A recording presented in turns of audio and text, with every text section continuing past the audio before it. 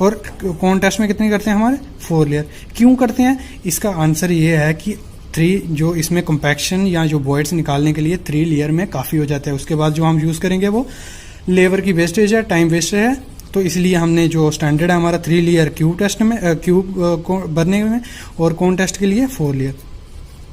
Next हमारे how many stroke during cube and कौन testing, मतलब कितने स्ट्रोक करते हैं। इसमें हमारे हर लेयर में कितने होते हैं 25 स्ट्रोक, नहीं 35। क्यूब में हमारे कितने रहते हैं 35 स्ट्रोक, और कौन टेस्ट में कितने रहते हैं 25। ये कंफ्यूज मत होना, क्योंकि आपको मैंने देखा है कि बच्चे क्या करते हैं, मतलब दोनों में 25-25 बोलते थे, मतलब इसमें भी 25 स्ट्रोक करते हैं हर लेयर में और इसमें भी। और इसकी लेयर कितनी होती है 75 mm की आपको लेयर बनानी होती है। नेक्स्ट है हमारा maximum distance between cover block and chair, मतलब जो हम कवर प्रोवाइड करते हैं स्लैब में, ठीक है, स्लैब में जो हम कवर प्रोवाइड करते हैं वो कितना होना चाहिए, 1 स्क्वायर मीटर पे आपको 5 कवर प्रोवाइड करने का। से 1 2 3 4 5, ये 1 स्क्वायर मीटर आ गया। 1 स्क्वायर मीटर में आपको इतने कवर प्रोवाइड करने हैं एज पर स्टैंडर्ड। और चेयर कितनी प्रोवाइड करनी होती है 1 मीटर के बाद आपको 1 स्क्वायर मीटर के बाद आपको चेयर प्रोवाइड करनी है, ये भी स्टैंडर्ड है। नेक्स्ट है size of frog in brick, मतलब जो स्टैंडर्ड साइज रहता है ब्रिक का कितना होना चाहिए आपको, मतलब फ्रॉग तो पहले आपको पता होना चाहिए। ये ब्रिक आ गई आपकी, जहाँ आपने देखा होगा नाम लिखा होता है, जहाँ कोई भी नाम है NJD या जो भी कुछ भी ब्रिक का उसका नाम है, तो बीच में क्या ए जगह रहती है, तो ये कितना साइज होना चाहिए 100 mm मतलब लंबा, और ये ऐसे अपना 30 से 40 mm, और जो इसकी डेप्थ होगी वो कितनी होगी 10 से 20 mm। ये आपको क्वेश्चन इंटरव्यू में पूछा गया है। नेक्स्ट है हमारा D shuttering time of staircase, बाकी होगा सबको आपको पता होगा, मैंने इस पे वीडियोस भी डाली है, डिस्क्रिप्शन में दे दूंगा, देखो आप वीडियो। बाकी D shuttering time of staircase कितना होना चाहिए 7 डेज। 7 डेज बाद आप उसका डी शटरिंग कर सकते हो, उसका मतलब सॉफ्टवेयर, उसमें सॉफ्टवेयर निकाल दो, प्रॉप्स प्रोवाइड कर दो, मतलब ये आपका है, इसमें जो प्लेट वेट होंगी वो निकाल दो, उसके बाद प्रॉप्स प्रोवाइड कर दो 14 दिन के लिए, ठीक है, ये था। नेक्स्ट हमारा how many cubes we cast ever, quantity is 40 m cube है, तो कितनी क्वांटिटी नंबर ऑफ क्यूब भरने हैं आपको, वो भरने हैं आपको 4 सेट। कैसे, इस पे वीडियो है देखो, 0 से 6 होगा 1 सेट मतलब 6 क्यूब्स, और 6 से 15 2 सेट, 15 से 30 3 सेट, और 30 से 50 4 सेट। और हमारी वैल्यू कहाँ कर रही है वेरी 30 से 50, और 50 से ऊपर हो जाए तो 4 सेट के साथ हर 50 पे आपको 1 सेट और भर देना है, मतलब 5 6 6 ऐसे। Water pH value for construction, construction में यूज करते हैं, वाटर वैल्यू उसकी कितनी होनी चाहिए, मतलब वो 6 से ऊपर होना चाहिए जो हमारी यूज करेंगे, मतलब बेसिक में एसिड होना चाहिए, मतलब 6 से ऊपर वैल्यू होनी चाहिए उसकी। pH वैल्यू आपको पता है ये कैसे, मतलब स्केल रहता है, वैल्यू रहती है, न्यूट्रल रहता है यहाँ से नीचे, और 7 से ऊपर आपकी होनी चाहिए। और हुक लेंथ फॉर स्टीरअप, मतलब मिनिमम आपको स्टीरअप प्रोवाइड करनी है 75 mm की, ठीक है, और कितनी रहती है उसकी, आप ले रहे हैं 10D, ऐसे तो 70D तक रहती है जो हमारी स्टैंडर्ड अभी प्रोवाइड करनी चाहिए हमारी 10D। नेक्स्ट है what should you check before back filling after back filling, back filling करने के दौरान और उसके बाद आपको क्या चीज़ चेक करनी है वो मैं बता देता हूँ। सबसे पहले आपने देखना है कि जो वहाँ पे ड्राइंग में क्या दिया, अगर वहाँ पे स्ट्रक्चर में पॉलीथीन बताया है कि पॉलीथीन आपको कवर करनी है फाउंडेशन, तो पॉलीथीन प्रोवाइड करना एक ये चीज़ है। जो बैक फिलिंग के लिए सॉइल आई है वो स्टोन डस्ट है या कौन सी है वो चेक करनी है, और जो फाउंडेशन का स्ट्रक्चर है उसका हाइट लेवल सब वो चीज़ आपको देख लेनी है, ठीक है। और बैक फिलिंग करने के दौरान क्या चीज़ देखनी है आपको, जो बैक फिलिंग करोगे 200 mm की लेयर ही करनी है, उसको फ्लडिंग कर लेना है, उसको कॉम्पैक्शन कर लेनी है, ये आपका काम है। और आफ्टर बैक फिलिंग क्या है, उसका सैंड रिप्लेसमेंट टेस्ट कर लेना है कि उसकी जो मॉइस्चर कंटेंट है 95% से ऊपर है कि नहीं, वो चीज़ आपको देख लेनी है। नेक्स्ट है हमारा स्लम टेस्ट कौन साइज, मतलब जो हमारा स्लम टेस्ट करते हैं उसका साइज़ क्या रहता है, ये आ गया आपका कौन, इसका मैं टेस्ट करके बताऊँगा भी आपको। ये 300 mm रहता है हमारा, ये 200 mm रहता है, ये 100 mm रहता है, ये क्वेश्चन था।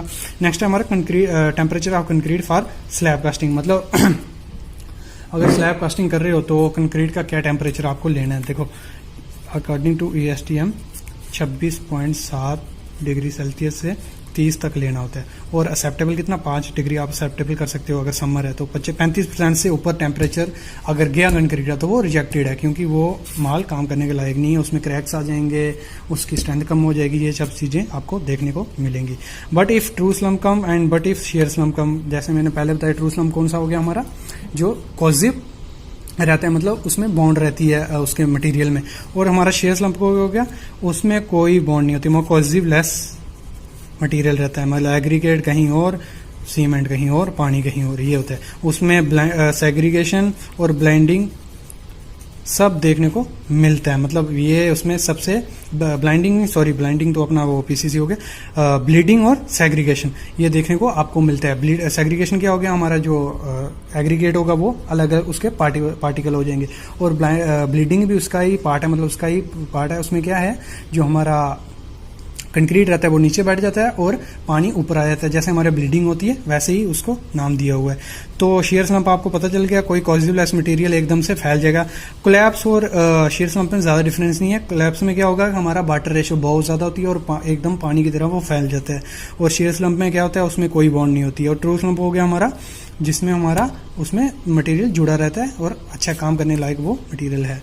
और इसमें आप देख रहे हैं M20 क्या है, मतलब जो मिक्स डिजाइन जूता है उसमें M क्या होता है, हमारा स्टैंड करता है मिक्स, और ये किस लिए स्टैंड करती है, हमारे 20 क्या हो गया उसकी कंप्रेसिव स्ट्रेंथ। और कंप्रेसिव स्ट्रेंथ क्या है हमारी, जो भी हमारी अगर M20 है, ठीक है, तो उसमें हम जो क्यूब सैंपल लेंगे ना, जो इसकी स्ट्रेंथ है वैसे ही क्यूब पास करेंगे, उससे 5% से ज़्यादा क्यूब उसमें फेल नहीं होने चाहिए, ठीक है। तो वो उसकी होगी कंप्रेसिव स्ट्रेंथ। ये आप इसकी सबसे पहला क्वेश्चन है हमारा, maximum percentage of steel in column and beam, मतलब जो कोड कहते हैं जहाँ ASI स्टैंडर्ड कहता है, तो जो मैक्सिमम कितना होता है अकॉर्डिंग टू IS 456-2000 के हिसाब से मैक्सिमम कितना स्टील हम डालते हैं, मतलब उसमें।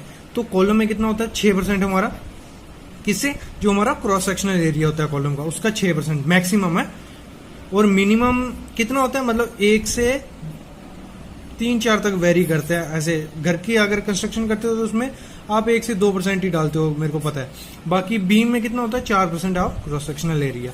नेक्स्ट क्वेश्चन है हमारा, जो इंटरव्यू में क्वेश्चन पूछा था कि what is the average density of soil, मतलब वो कितनी रहती है, 48 kg पर क्यूबिक फीट या 105 पाउंड पर क्यूबिक फीट हमारी रहती है। ये हमेशा याद रखना, आपको ये काफ़ी काम आएगी साइड पे।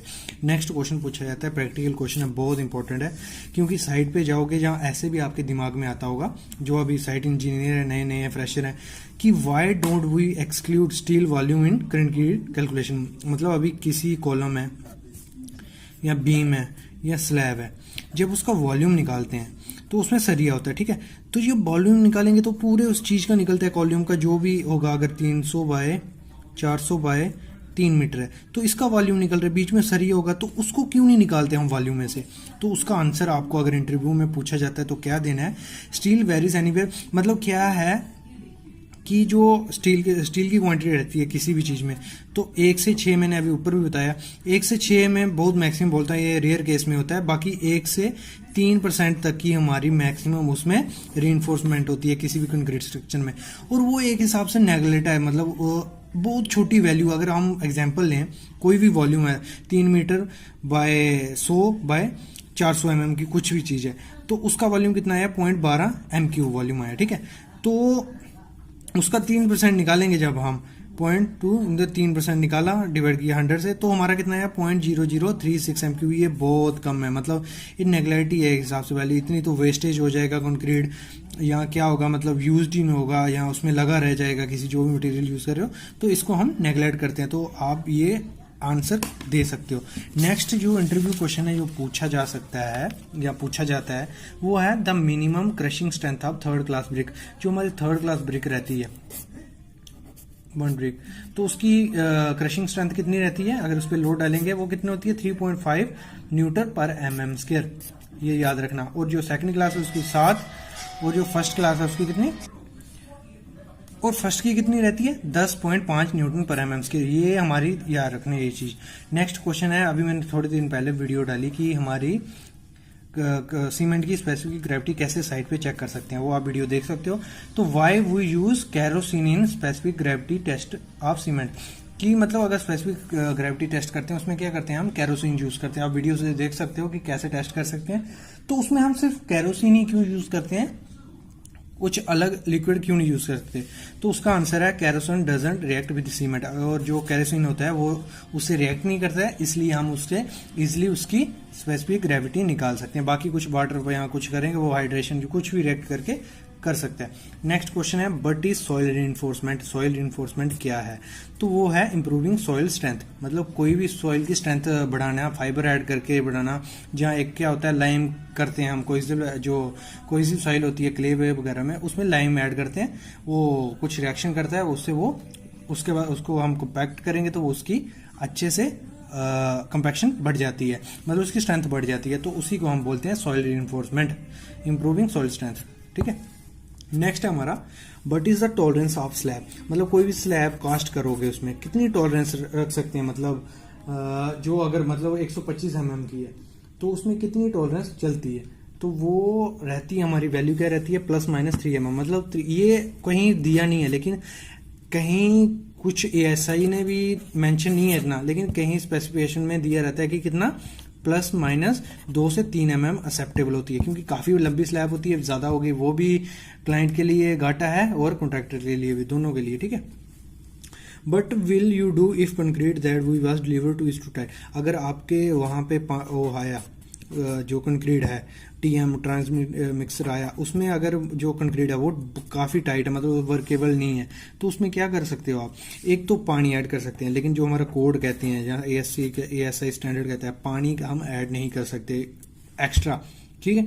क्यों नहीं? उसकी वो स्ट्रेंथ को अफेक्ट कर सकता है। लेकिन हम उसमें क्या करते हैं, ASI स्टैंडर्ड क्या कहता है, ऊपर उसमें हम सुपर प्लास्टिसाइजर ऐड कर सकते हैं उसकी वर्केबिलिटी बढ़ाने के लिए। ठीक है, ये याद रखना।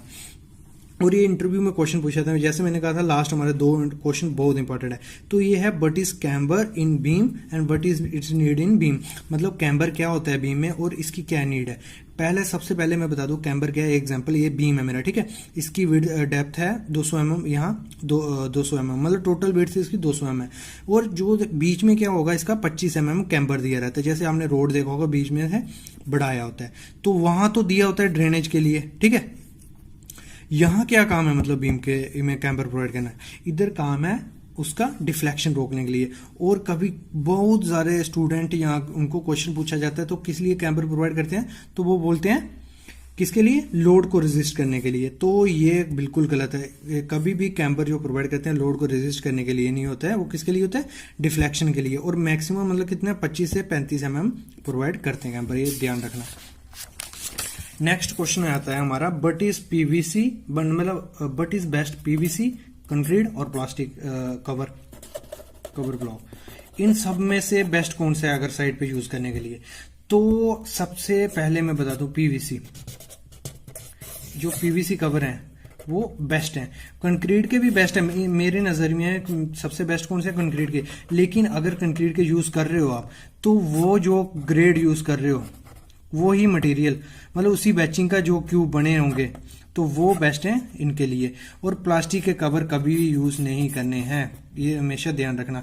और कंक्रीट के कवर कौन से यूज नहीं करने हैं आपको साइड पे, जो मतलब कोई ग्रेडिंग नहीं है, मिक्स डिजाइन नहीं है, उससे बने हुए, वो क्या करते हैं, मतलब एक कॉस्ट होगी, ये कवर है, तो ये उसकी मिक्स डिजाइन के अकॉर्डिंग नहीं होगा, तो ये वॉइड्स मतलब क्लैप्स हो जाएगा या कुछ भी होके ये यहाँ पे वॉइड बना देगा और इस स्ट्रक्चर को वीक करता है। और प्लास्टिक कवर का क्या होता है, मतलब उसकी थर्मल एक्सपेंशन कैपेसिटी अलग होती है, कंक्रीट की अलग होती है, तो वो भी वहां पे स्वेल कर जाएगा या कॉन्ट्रैक्ट कर जाएगा, वॉइड बना के लूज हो जाएगा। और PVC बेस्ट रहते हैं, वो भी जो अच्छी कंपनी के होंगे PVC कवर आप वहां यूज कर सकते हो, वो अच्छे से कंक्रीट में बॉन्ड बनाएंगे और अच्छे से हो सकता है।